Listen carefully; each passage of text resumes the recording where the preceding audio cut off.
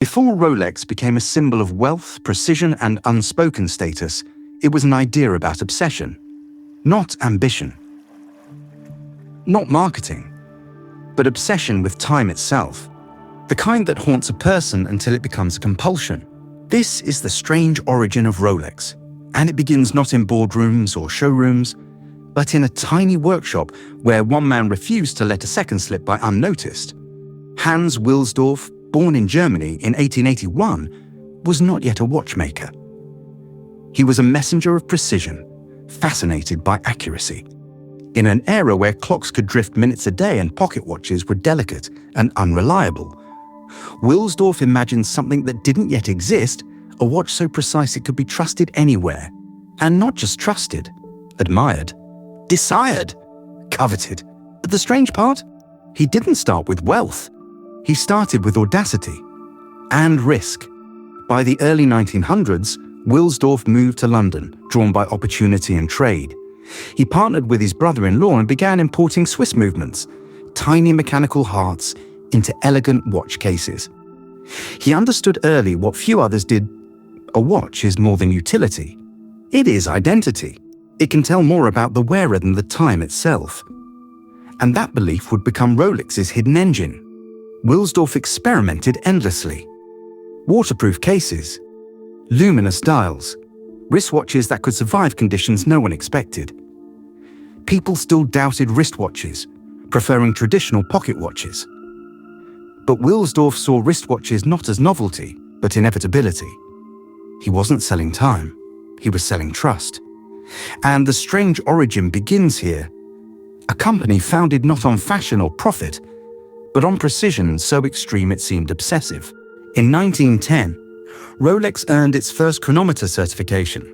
The world didn't understand why it mattered. Accuracy had always been tolerated, not worshipped. But Wilsdorf made it sacred. Every second was proof. Every tick mattered.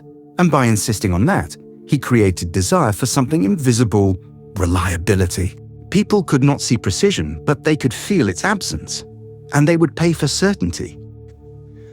Wilsdorf's obsession extended to marketing in ways that were subtle but revolutionary. He associated Rolex with achievement, with adventure, with proof of human capability, deep sea dives, aviation, explorers conquering Everest. The watch was no longer just a device. It was evidence.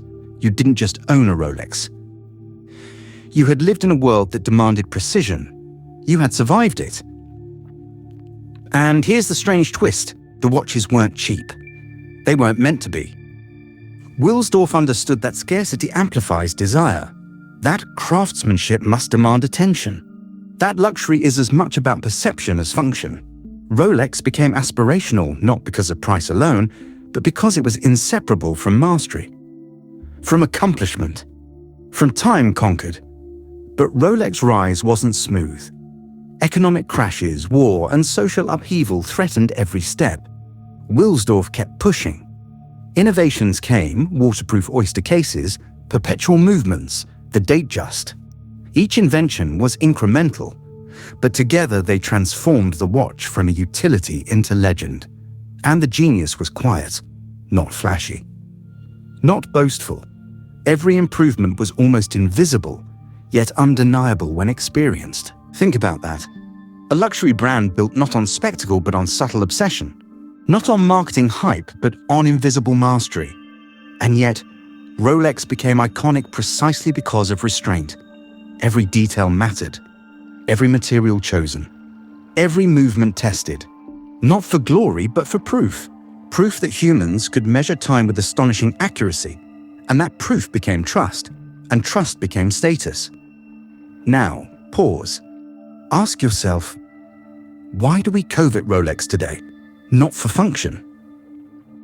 Not for necessity. For what it represents. Reliability in a chaotic world. Achievement in a noisy society. And for the rare satisfaction of owning something that cannot fail, not because it is invincible, but because every part has been perfected until failure is almost impossible. That is the strange origin of Rolex. Obsession made tangible, time made desire, precision made legend. As the decades progressed, Rolex evolved from a boutique obsession into a global phenomenon, but the rise was never simple. The company faced wars, economic turmoil, and skepticism. Wristwatches were still considered luxury curiosities for the wealthy, yet Wilsdorf refused to compromise. He believed that precision could not be negotiable, and that reputation, once earned, could weather any storm. This philosophy would become the brand's invisible engine. By the 1930s and 40s, Rolex watches were no longer just tools of measurement, they were passports to adventure. Deep sea divers wore them to record impossible depths. Aviators relied on them to navigate skies where seconds could be fatal. Explorers carried them to Everest, across deserts, and into uncharted lands. Every extreme test wasn't just marketing. It was a statement. If this watch survives this, it survives life. The watches weren't just sold. They were tested publicly, aggressively, and spectacularly. And people believed it because Wilsdorf insisted on honesty and performance, even if the process was grueling and expensive. The Rolex Oyster case became legendary, waterproof and robust, a literal seal against the chaos of the world. And it wasn't a gimmick. The company staged the famous swimming trials, sending watches across the English Channel, proving reliability where others only promised it. By associating the brand with human endurance and daring, Rolex began shaping culture as much as timekeeping. It wasn't enough to make a perfect watch. It had to symbolize achievement. And people began to wear it, not just to tell time, but to declare they had lived fully in a world where seconds mattered. By the 1950s and 60s, the brand had cemented its place in popular culture, but its rise brought subtle tension. Rolex was expensive, yet it also became aspirational. Celebrities, explorers, pilots, and financiers wore it openly. A Rolex on the wrist was not only about precision, it was a statement of taste, status, and even morality. There were whispers of exclusivity and criticism. Was it just a price tag? Was it vanity? And yet, every time a new model appeared, the Submariner, the GMT Master, the Day Date, the brand proved that craftsmanship, engineering, and subtle design could justify that desire. Rolex became a symbol not because it shouted, but because it whispered consistently, "You are precise. You are in control. You are exceptional." The strange origin deepens when you consider innovation. Rolex didn't invent every movement or technology it popularized. It refined, perfected, and disciplined them to a level competitors could not match. Reports, chromatics, automatic winding mechanisms, waterproofing, they were all iterative, methodical, obsessive improvements. And this obsession created myth. Every model carried a story. Every innovation had a test. And every owner, knowingly or not, became part of that narrative, part of a lineage of endurance, precision, and control. But Rolex's story also has shadows. Controversies have followed the brand quietly, debates over marketing, rarity, and resale value, whispers that exclusivity sometimes trades on perception more than scarcity, questions about ethics in sourcing materials, and the subtle tension between luxury and necessity. None of it threatens the mystique, but all of it reminds us that obsession can create both excellence and scrutiny. Rolex, at its core, thrives in that tension. Its power comes from being desirable, unattainable, and reliable all at once. And perhaps that is the most uncomfortable lesson of its strange origin. Perfection invites fascination and critique simultaneously. Rolex is also a study in human psychology. People don't buy Rolexes just to see the time.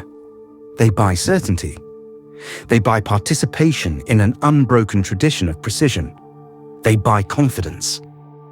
And by doing so, they inherit the brand's history, Wilsdorf's obsession, and a narrative that stretches across generations. Every watch tells a story that began over a century ago. A man refused to let a second slip unnoticed, and the world listened. And then there's the symbolism.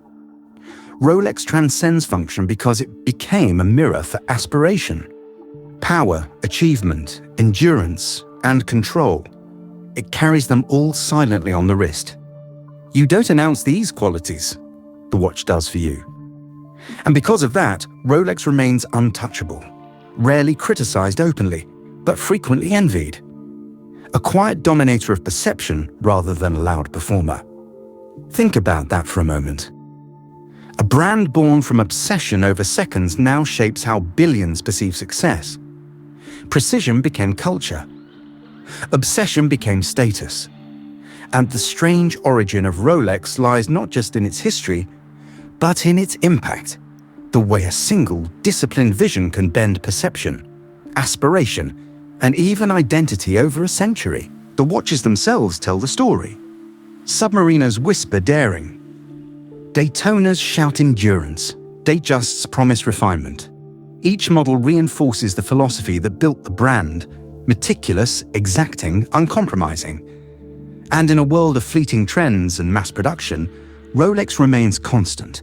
It doesn't adapt recklessly. It evolves deliberately. It waits. And in waiting, it becomes timeless. Finally, the reflection becomes clear. Rolex is more than a watch. It is human desire crystallized, a manifestation of ambition, patience, and obsession made tangible. Its strange origin reminds us that mastery is often invisible to the casual eye, that the most powerful legacies are not always the loudest. That time itself, when treated with respect and obsession, can become an enduring story, one we wear on our wrists without even realizing we carry it. And in that, we see the truth of all strange origins. Greatness rarely arrives in spectacle alone. It begins in quiet obsession, in relentless refinement, in vision combined with patience, and perhaps, above all, in the courage to value what others dismiss as trivial, the precise measurement of a single perfect second.